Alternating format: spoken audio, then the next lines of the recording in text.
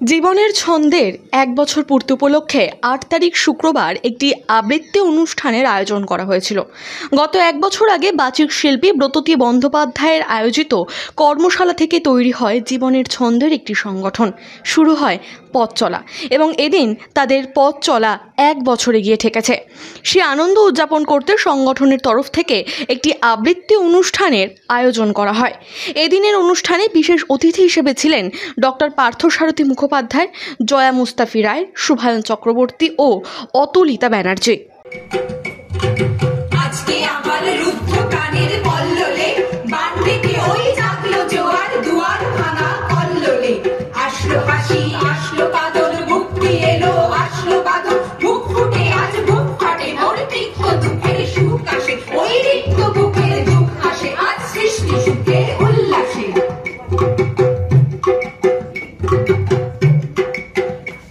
আজ কপট কোপের তুন্ধরে ওই আসলো যত সুন্দরী, কারোর গায়ে বুক ডালাকুন, কেউ বা আগুন কেউ মারেনি, চোখের জলে মুখ ভাসে, তাদের প্রাণের বুক ফাটে তাও মুখ ফোটে না, পানির বিনা মোর পাশে, ওই তাদের কথা শোনাই তাদের আমার চোখে জল আসে। ধনিবে ইহার তার হেসে শরৎবাসী বাগেশ্বরী, আমি দাঁড়িয়ে আছি অন্ধকারে তমসার তীরে, চারিদিকে মদমত্ত হাতের দাপাদাপি।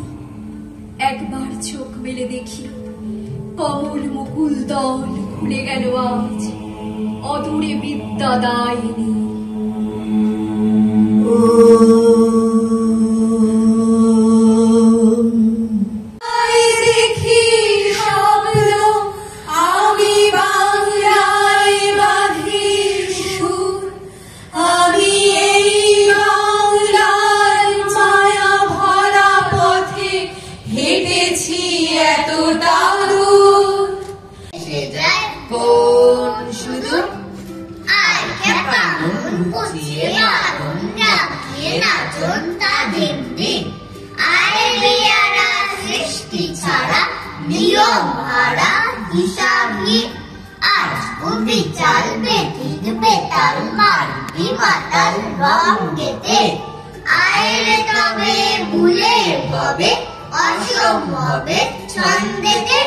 কি করবেন? দুটো ইঞ্জিনিয়ার চাই বলছেন না কেন? দুটো বড় ব্রিজ বানাবে, দুটো ড্যাম বানাবে, নতুন একটা শহর, বড় বড় রাস্তা তৈরি হবে।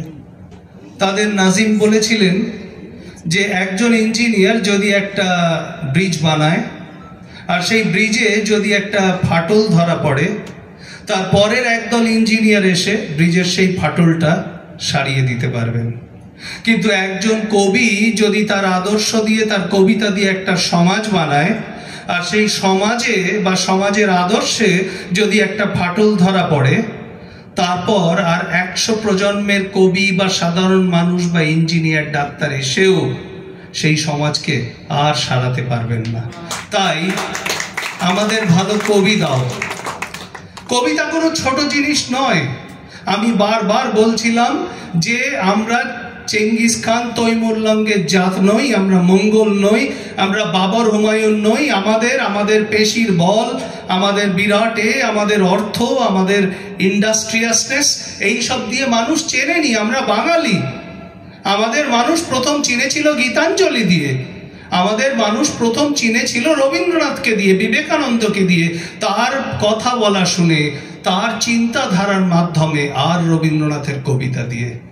তাই কবিতার মাধ্যমে আমরা বিশ্ববাসীর সামনে আত্মপ্রকাশ করি।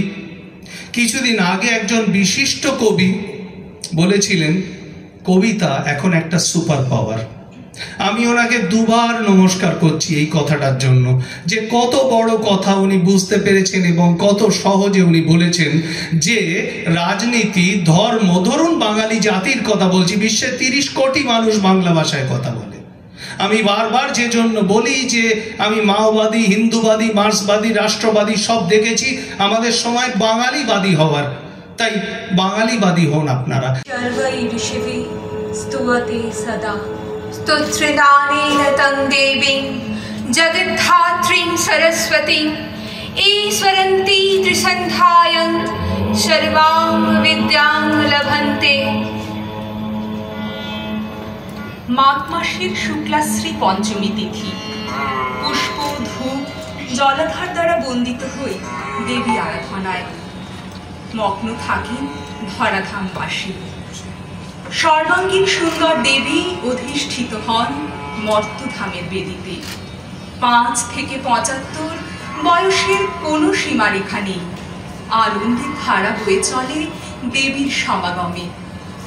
দূরে ওই ছোট্ট কন্যা শ্বেত বস্ত্র পরিহিতা দেবী বন্দনায় আত্মমগ্ন হয়েছে বিদ্যা বুদ্ধি জ্ঞান প্রাপ্তির আশায়।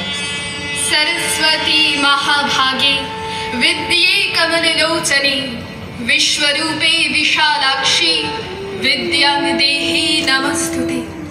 জয় জয় দেবী চরাচর সারে কুজযুগ শোভিত মুক্তাহারে বীণা রঞ্জিত পুস্তক হস্তে ভগবতী ভারতী দেবী নমস্তুতে। বসন্ত পঞ্চমী তিথি দেবী আরাধনা। বিদ্যার আলয়ে হয় দেবীর বন্দনা। বিদ্যা অধিষ্ঠাত্রী দেবী তুমি বিনা পানি শুভ্র বস্ত্রে সুসজ্জিতা বিদ্যা প্রদায়িনী। তব করুণায় কবি হন কালিদাস, লিখিলেন মহাকাব্য কবি বেদব্যাস। রামায়ণ লিখিলেন হইয়া তস্কর, রত্নাকর হইলেন রত্নের আকর। এটা পৃথিবীর বাঙালিকে একমাত্র আলাদা আলাদা গোষ্ঠীতে বিভক্ত করেছে। এতে আরও হিংসা বেড়েছে, দ্বন্দ্ব বেড়েছে, দেশ বেড়েছে। এটাকে যদি এক করতে হয়, বাঙালিকে যদি আবার একসাথে আনতে হয়, তাহলে ধর্ম রাজনীতি এসব দিয়ে হবে না। একমাত্র সুস্থ মানুষের সামনে একটাই পথ, সেটা হলো সংস্কৃতি, সেটা হলো ভাষা। বিশ্বের 30 কোটি বাঙালিকে যদি মেলাতে হয়, একটাই রাস্তা আছে, সেটা হলো সংস্কৃতি আর ভাষাকে অবলম্বন করা।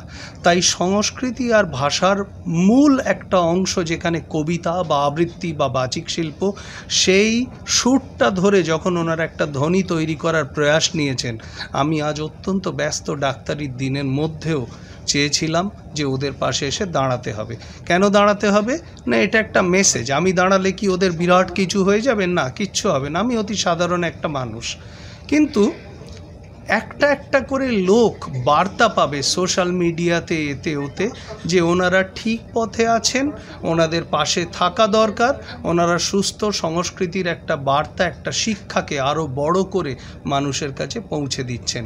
আমার কাছে এর চেয়ে বড় সমাজসেবা, এর চেয়ে বড় বাঙালিয়ানা এই সময়, এই যুগে দাঁড়িয়ে আর কিছু হতে পারে না। তাই ওনাদের সেলাম, প্রণাম, কুর্নিশ। দাদা, আপনি আজকের এখানকার একজন বিশেষ অতিথি, তো বিশেষ অতিথি হিসেবে আপনি কি কোনো আবৃত্তি করবেন? আমি ভাবছিলাম আবৃত্তি টুকরো টুকরো 1-8টা লাইন বলে 3টে মাত্র জিনিস নিয়ে কথা বলবো 5-6 মিনিট। প্রথম 2 মিনিট বলবো এই সবার উদ্দেশ্যে যে কেউ হয়তো ডাক্তার, কেউ হয়তো হাউসওয়াইফ, কেউ হয়তো লয়ার, কেউ হয়তো অন্য কিছু করেন, ব্যবসা করেন, কারোর বুটিক আছে, কিন্তু কবিতা কেন পড়ব, কবিতা কেন বলবো, কবিতা আমাদের কি কাজে লাগে, খায় না মাথায় দেয়, এই জিনিসটা নিয়ে প্রথমে বলবো। কারণ এনাদের সেই উত্তর আবার তাদের ছেলেমেয়ের কাছে দিতে হবে, ভবিষ্যৎ প্রজন্মকে। যখন তারা তাদের ছেলেমেয়েকে কবিতা শেখাতে যাবে, ছেলেমেয়ে কিন্তু জিজ্ঞেস করবে কবিতা শিখে আমার কি হবে মা, তার উত্তরটা আজকে দেব। 2, কবিতার প্রাণ প্রতিষ্ঠা, অর্থাৎ কেউ যেন জানে যে খর বায়ু বয় বেগে, চারিদিক ছায় মেঘে, ওগো নে, সেই নেটা হলো সুভাষচন্দ্র, আর নাওখানি বাইও, নাওটা নৌকো নয়, নাও হলো অস্থির পৃথিবীতে ভারতবর্ষ। এই কবিতার পটভূমি যখন মানুষ বোঝে, যেন বোঝে যে সংকোচেরও বিহ্বলতা নিজের অপমান, মানে কিছু মেয়েকে আত্মরক্ষার কৌশল শেখাতে যাচ্ছেন তাকাগাকি, একজন জুডোকা, জুজুৎসু এক্সপার্ট। রবীন্দ্রনাথ তাকে এনেছেন 1931 সালে, শান্তিনিকেতনের মেয়েরা এগোতে চাইছে না, তখন মুক্ত করো ভয়, আপনা মাঝে শক্তি রাখো, নিজেরে করো জয়। অর্থাৎ কবিতার পটভূমি জানলে তার প্রাণ প্রতিষ্ঠা হয়, তখন সমাজের সাথে কবিতাকে মেলানো যায়, কানেক্ট করা যায়। না হলে কবিতা স্টেজে থেকে যায়, সমাজের কাছে থেকে যায়। কবিতা দিয়ে কোনো সমাজসেবা হয় না। মানুষের জীবনে মিশতে হবে কবিতাকে, তবে সে একটা জায়গায় গিয়ে দাঁড়াবে। এটা ছিল 2 নম্বর পয়েন্ট। আর 3 নম্বর আমি বলতে চাই, সেটা হলো আমি কবিতা বলতে কি শুধু সুর, ছন্দ, ধ্বনি এটাতেই জোর দেব, নাকি কতটা জোর দেব দরকার হলে ধ্বনি বা ছন্দকে কম্প্রোমাইজ করে, স্ক্যানিং চেঞ্জ করে, প্রয়োজনে কথার মানেগুলোকে কবি যা লিখতে চেয়েছেন সেইটাকে মানুষের কাছে ডাক হর করার মতো পৌঁছানোর আমার কোনো দায়বদ্ধতা আছে কি না, সেই নিয়ে 2 মিনিট বলবো। তাহলে 2 মিনিট 2 মিনিট 2 মিনিট 6 মিনিট আমি এই 3টে জিনিস নিয়ে সবাইকে বলবো, এরকম ভেবে এসছি। এর মধ্যে যদি 1-1.5 লাইন কবিতা পড়লো তো পড়লো, কারণ দেখুন ওরা ভবিষ্যতে আমার চেয়ে অনেক ভালো বাচিক শিল্পী হবে। ওরা যার কাছে তালিম নিয়েছে তিনি আমার অত্যন্ত শ্রদ্ধার একজন মানুষ, বাঙালি জাতির শ্রদ্ধার মানুষ। তিনি একজন আলোকবর্তিকা, আমাদের একজন স্তম্ভ। তাই আমার আর নতুন করে ওদের শেখানোর কিছু নেই, বড়জোর ফুলফিল করার আছে, কমপ্লিমেন্ট করার আছে, 2-1টা জায়গা পাশ থেকে একটু হেল্প করার আছে। জীবনের ছন্দকে কি বলবেন ভবিষ্যতের জন্য? ওদের হাত ধরে এই ছন্দহীন জীবনে নতুন করে ছন্দ ফিরে আসুক, ওরা ভালো থাকুক, ওরা বাঙালি থাকুক। আমরা স্বপ্নের ছন্দে জীবন করতে পারবো না, জীবনের ছন্দে স্বপ্ন সাজাই বরং।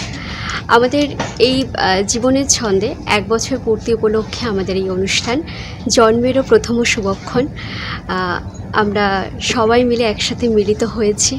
আমরা আজকে আমাদের মধ্যে পেয়েছি আমাদের প্রধান অতিথি ডাক্তার পার্থসারথী মুখোপাধ্যায় এবং বিশেষ অতিথি জয়া মুস্তাফি রায় এবং সম্মানীয় অতিথি শুভায়ন চক্রবর্তী এবং অতুলিতা ব্যানার্জি।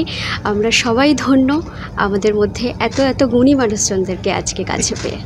ধন্যবাদ। আজকে এই অনুষ্ঠানে কি কি হতে চলেছে? আমরা অনুষ্ঠান সাজিয়েছি উদ্বোধনী এবং আমাদের আবৃত্তি কোলাজ, সমাপ্তি, উপসর্গ সমস্ত কিছুতে। কতক্ষণ চলবে অনুষ্ঠান? অনুষ্ঠান 3 ঘন্টার।